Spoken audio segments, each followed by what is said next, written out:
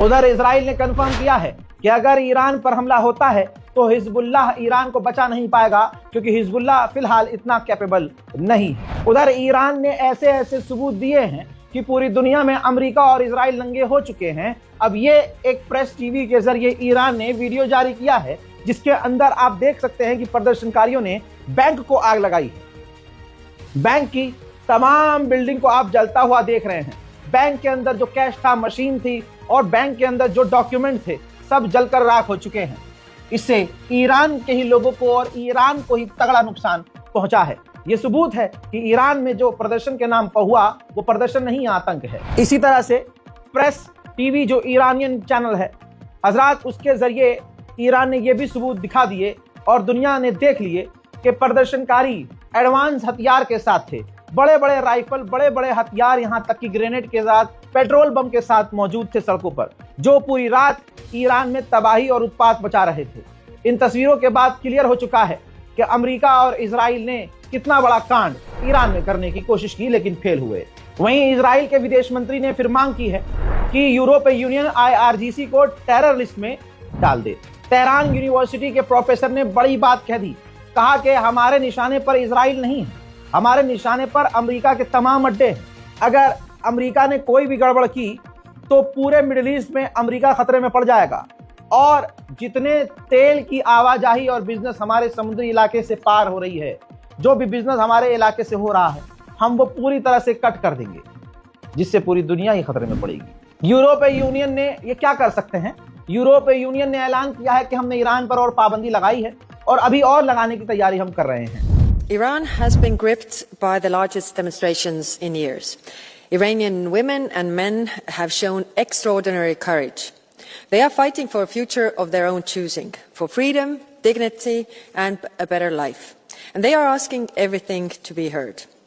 The human rights situation in Iran has been severe for years, particularly the appalling pace of executions and the arbitrary detention of human rights defenders. But we are witnessing now is of different magnitude. ये वही यूरोपीय union है जिसके मुंह में Donald Trump लगातार मूत रहा है, और मतलब ईरान का मुद्दा बंद कर दिया जाए तो यूरोपीय यूनियन और डोनाल्ड ट्रंप यानी अमेरिका के बीच ग्रीनलैंड को लेकर, डेनमार्क को लेकर, मैक्सिको को लेकर जबरदस्त टकराव है। यहां तक कि यूरोप की फौज ग्रीनलैंड में तैनात हो रही है और यूरोपीय यूनियन अमेरिका के खिलाफ कोई बिल पास करने की तैयारी में है।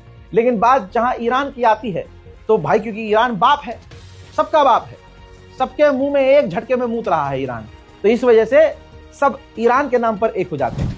खबर यह भी मैंने बताई थी कि ईरान के पूर्व राष्ट्रपति हसन रूहानी और उनके साथ जो ईरान के उस वक्त विदेश मंत्री थे, पूर्व विदेश मंत्री, उनको ईरान ने नजरबंद किया हुआ था। लेकिन अब फ्यूनरल पर जो लोग मारे गए हैं, सरकारी लोग जो मारे गए हैं, अधिकारी लोग मारे गए हैं, उनके फ्यूनरल में नजर आए हैं, जिसके बाद क्लियर हो गया है कि अब वो भी पब्लिक डोमेन में मौजूद हैं। हजरात, ईरान का अभी यही अपडेट था जो बड़ा है।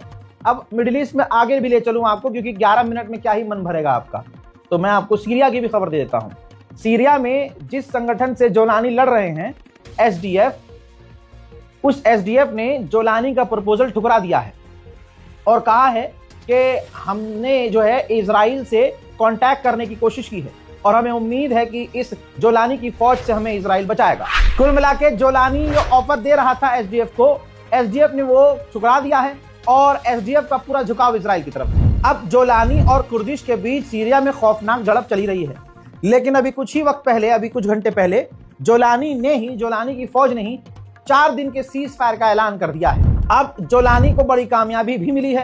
तस्वीर में देख लिए, ये जो हरा वाला हिस्सा है ये पूरी तरह से सीरिया का इलाका है जो पूरी तरह से अब जोलानी के कब्जे में है। जो पीला पीला वाला एरिया आप देख रहे हैं येलो कलर का, यही सिर्फ अब SDF के कंट्रोल में है, वरना इससे ज्यादा, मतलब आधे से ज्यादा सीरिया SDF के कंट्रोल में था। लेकिन जोलानी को कामयाबी मिली है और लेकिन अब SDF अब पिछली तरफ, कोने की तरफ बढ़ गया है और काफी सिमटे हुए इलाके में पहुंच चुका है।